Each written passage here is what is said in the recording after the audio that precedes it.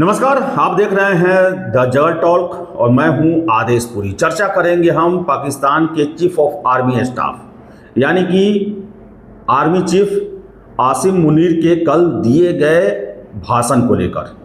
आपको बता दें कि इस्लामाबाद में ओवरसीज़ पाकिस्तानी का एक बैठक बुलाया गया। दुनिया भर में जितने भी पाकिस्तानी हैं जो बिजनेस में या जिस देश में रहते हैं वहाँ पर अच्छा परफॉर्मेंस कर रहे हैं, वहाँ के देश की अर्थव्यवस्था में के विकास में योगदान दे रहे हैं, उनको पाकिस्तान बुलाया गया ताकि वो पाकिस्तान में इन्वेस्टमेंट करें और पाकिस्तान के आर्थिक स्थिति को सही करें।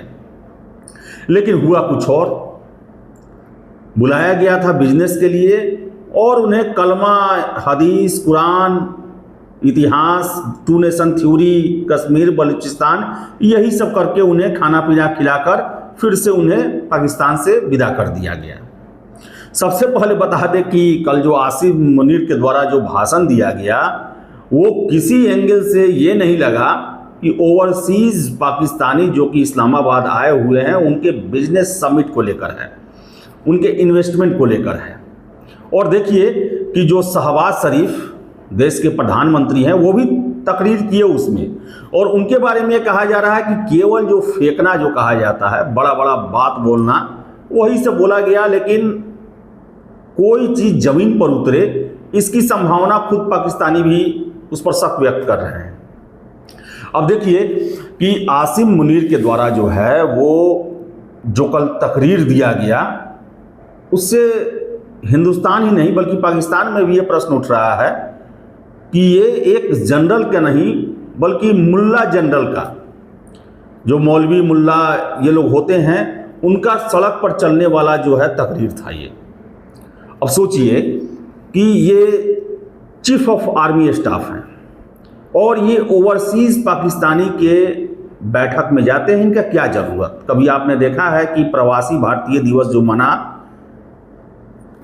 उसमें कभी भी भारत के चीफ ऑफ आर्मी स्टाफ गए हों, नेवी चीफ गए हों, एयरफोर्स चीफ गए हों, लेकिन पाकिस्तान में पहुंचते हैं और वो भी देखिए वर्दी में वहां पहुंचते हैं और भाषण क्या देते हैं कि कलमे पर पाकिस्तान बना, टू नेशन थ्योरी, और बलूचिस्तान को लेकर जिस तरह एरोगेंस में बातें की गई, इस पर जो बलोच नेता है महरंग बलोच, उनका क्या कमेंट आया कि ऐसी ही बातें 1971 में याहिया खान के द्वारा की जाती थी, जो उस समय पाकिस्तान के राष्ट्रपति और चीफ ऑफ आर्मी स्टाफ थे। ऐसा ही एरोगेंस और ऐसी ही झूठी बातें उस समय भी कही गई थी। यानी कि जो सकूते ढाका की बातें पाकिस्तान में चलती है वैसे ही सिचुएशन पर आज पाकिस्तान है। अब हम चर्चा करेंगे कि आखिर आसिम मुनीर जो हैं, जो कि अब देखिए कोई भी जनरल किसी भी देश का हो वो भले पर्सनल लेवल पर धार्मिक हो लेकिन प्रोफेशनल लेवल पर नहीं होता है, चाहे किसी भी देश को देख ले आप, क्योंकि वो टेक्नोलॉजी की पढ़ाई करता है, मिलिट्री जो एजुकेशन होता है वो अप टू डेट होता है, दुनिया भर में जाना होता है। और ये पाकिस्तानी सेना के जनरल हैं, COS हैं, तो ये पूरे दुनिया घूमे होंगे, बड़े बड़े मिलिट्री जो संस्थान हैं दुनिया के वहाँ गए होंगे, नई सोच, नए टेक्नोलॉजी सबसे ये रूबरू होते होंगे। लेकिन इसके बावजूद भी इनकी जहन में ये जिहादी खून क्यों भरा हुआ है, इसका सबसे बड़ा वजह है जियाउल हक के दौरान ये कमीशन हुए। अब जियाउल हक के बारे में जान लें। पाकिस्तान के जो हैं चीफ ऑफ आर्मी स्टाफ, उनको जुल्फ़िकार अली भुट्टो ने 1977 में बनाया। और देखिए कि जिस उद्देश्य से जुल्फ़िकार अली भुट्टो जो है जियाउल हक को आर्मी चीफ बनाए, उसके जस्ट उलट काम जियाउल हक के द्वारा किया गया। 1977 में 5 जुलाई को जो है वो जुल्फ़िकार अली भुट्टो को नज़रबंद किया गया और 79 में उन्हें फांसी दे दी गई। और उसके बाद जियाउल हक के द्वारा जो है वो अफ़गान युद्ध में अमेरिका की दलाली करने के लिए, पैसे लेने के लिए पूरे देश को जिहादी सेंटर बना दिया गया। हदीस पढ़वाना, मदरसों का निर्माण करवाना, यानी कहा जाए तो आधुनिकता से पाकिस्तान को काट दिया गया और जिहाद का सेंटर बन गया पाकिस्तान। और आसिम मुनीर 1986 में कमीशन्ड होते हैं।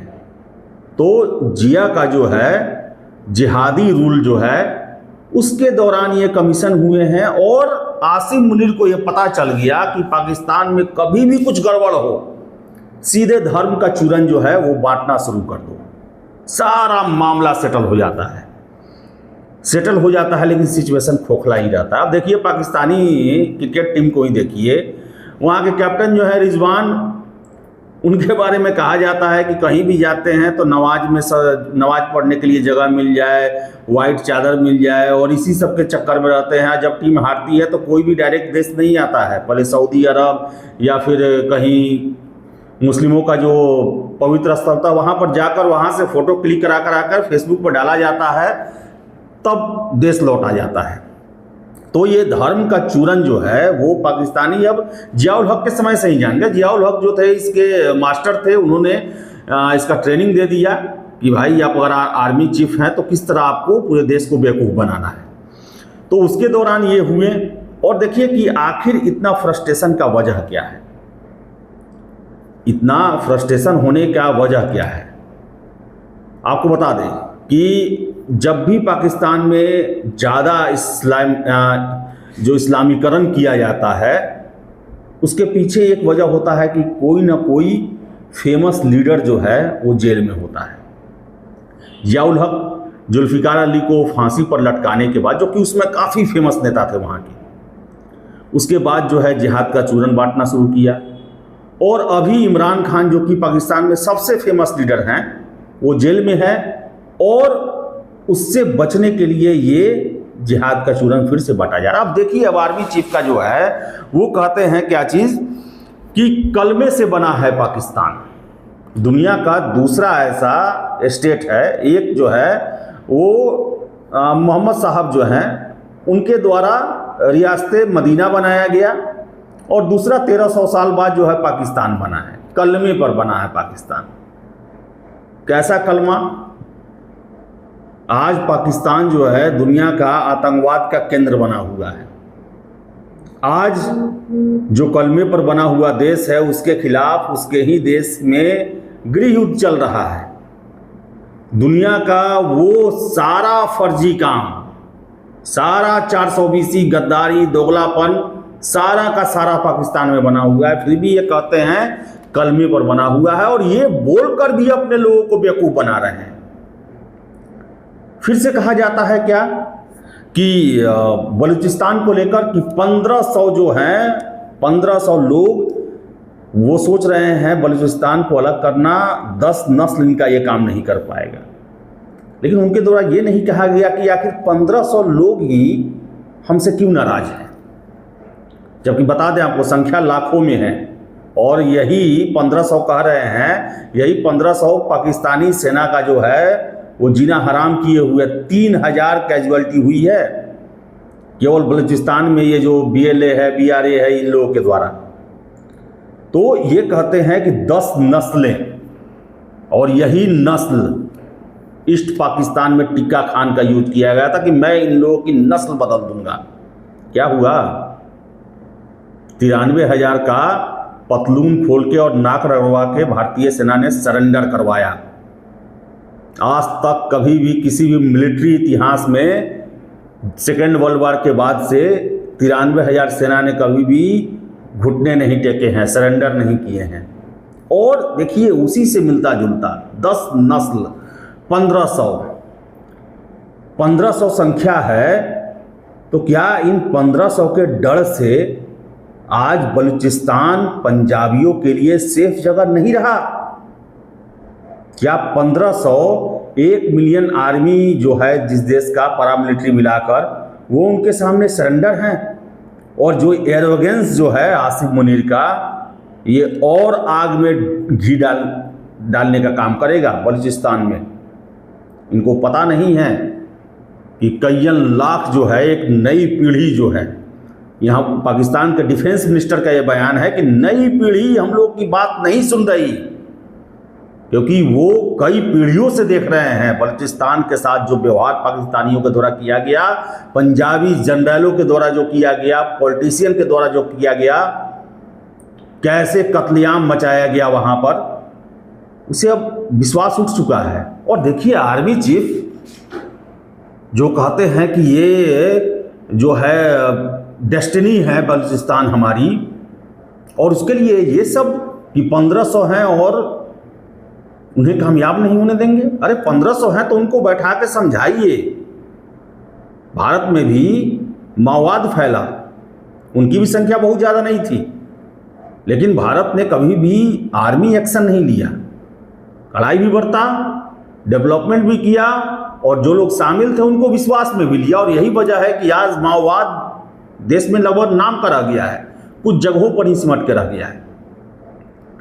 लेकिन एरोगेंस ये हमारे सर का झूमर है। क्या झूमर को आप हेलीकॉप्टर से फेंकते हैं? क्या झूमर को आप किडनैप करके और उसे मारकर कहीं दफन कर देते हैं? इस्लामाबाद मार्च आपको याद होगा, उसमें मैक्सिमम वो फैमिलियां थी जो कि कह रहे थे कि हमारे बच्चों का हुआ क्या आखिर। आर्मी वाले लेकर गए और आज तक कुछ पता नहीं चला। हजारों हजार संख्या है इस, और ऊपर से ये एरोगेंस बोलने का कि 1500 सोच रहे हैं कि हम अलग मुल्क बना लेंगे, तोड़ देंगे, 10 नस्ल भी ऐसा नहीं कर पाएगा। तो एरोगेंस जो है 1971 का याद दिला रहा है फिर से कश्मीर को लेकर कि हमारी गर्दन की नस है ये कश्मीर जो है। बोलिए, बोलने से क्या होता है? कश्मीर दो अब 4 युद्ध एक तरह से कहा जाए तो कश्मीर के लिए लड़ चुके हैं, और चारों में क्या स्थिति हुआ है। और भारत ने 370 लगाया है, और भारत के द्वारा ये लगातार कहा जा रहा है कि पीओके पर भी कब्जा है पाकिस्तान का, जल्द से जल्द खाली किया जाए, और हो ना हो भारत इसे खाली करा कर ही रहेगा। और हमेशा पाकिस्तानी कहते हैं कि इंडिया जो है पीओके पर बात करता है, लेकिन जो अक्साई चीन जो है उसको लेकर बात नहीं करता। अरे जब पीओके आएगा तो पीओके में अक्साई चीन भी था, उसको किसने बेचा? चाइना को। तो जब हमारा पीओके हो जाएगा तो ऑलरेडी हमारा अक्साई चीन पर दावा हो जाएगा, क्योंकि बेचने वाले पाकिस्तान थे, चाइना को देने वाले पाकिस्तान थे। मालिकाना हक मिला तो वो चीन को आप दे दिए, जब हमारा होगा तो हम उसे मांगेंगे उसके बाद। इसके अलावा बता दें, कहा गया कि 2 नेशन थ्योरी। अब देखिए 2 नेशन थ्योरी, आर्मी चीफ को इसकी चर्चा करने की क्या जरूरत थी? 2 नेशन थ्योरी आया, देश का बंटवारा हो गया। अब 2 नेशन थ्योरी का क्या मतलब? लेकिन ये जो है सीधे सीधी इंडिया को संबोधित था।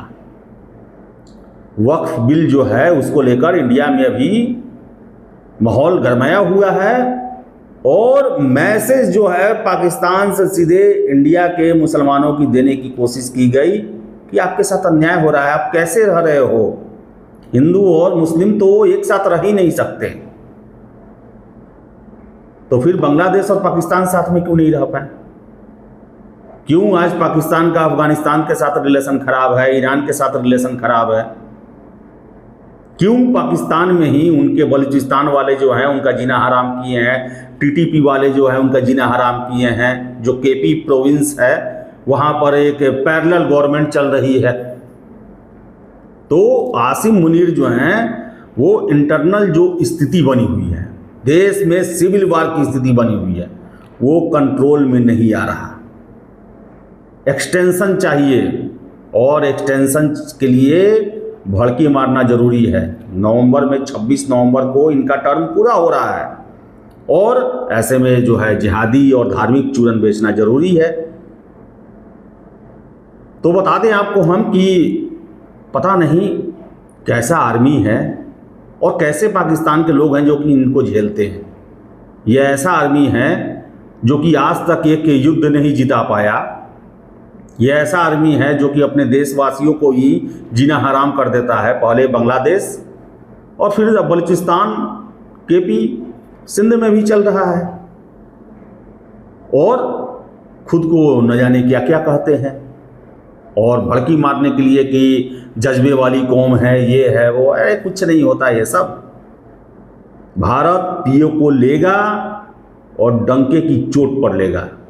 और देखिएगा पाकिस्तानी जो हैं वो कुछ नहीं करेंगे, जो आर्मी वाले जो हैं वो कुछ नहीं करेंगे। और एक और जो है मजाक चल रहा है सोशल मीडिया पर कि आखिर ओवरसीज़ पाकिस्तानी की बैठक में आर्मी चीफ क्यों गए। तो ये कहा जा रहा है कि देश के सबसे बड़े बिजनेसमैन तो यही हैं, फौजी फाउंडेशन चलाते हैं, पूरा मैगी से लेकर और चड्डी बनियान साबुन तेल सरफ सीमेंट चीनी सब तो यही बनाते हैं। तो सबसे बड़े बिजनेसमैन उसके चीफ हुए, आर्मी चीफ, इसलिए इस हैसियत से गए थे वो। तो ये जो है व्यापार करने वाली आर्मी जो है वो कभी भी बंदूक नहीं चलाती है और कभी भी लड़ती नहीं है, कि उनको पता है कि अगर शिकस्त हुआ तो जनता छोड़ेगी नहीं और हमारा बना बनाया व्यापार भी खत्म हो जाएगा। तो जिहादी जनरल के रूप में जो है वो अभी आसिम मुनीर की बातें चल रही हैं और फिर से पाकिस्तान में जो है जियाउल हक का दौर जो है वापस लाने की कोशिश की जाएगी, जिहादी ताकतों को प्रमोट किया जाएगा और यही कलमा हदीस कुरान यही सब चलते रहेगा। तो देखिए आगे क्या क्या होता है। अपने ही समस्याओं से घिरे हुए हैं। भारत ने जवाब भी दिया कि इंटरनल जो है पॉलिटिक्स के शिकार हुए हैं, जिसका फ्रस्ट्रेशन निकल रहा है कि इंडिया और कश्मीर सबको लेकर जो है अंट संट बोल रहे हैं। तो चलिए, पाकिस्तानियों का इरादा है साल में 2-3 बार जो है वो ऐसा तकरीर करते हैं कश्मीर को लेकर कि सरहद है, गर्दन का नस है, क्या है, लेकिन करते कुछ नहीं है। तो फिलहाल इस वीडियो में इतना ही। वीडियो पसंद आए लाइक शेयर करें और हमारे चैनल जगत टॉक को सब्सक्राइब जरूर कर लें। वीडियो को लाइक शेयर करना ना भूलें। बहुत बहुत धन्यवाद।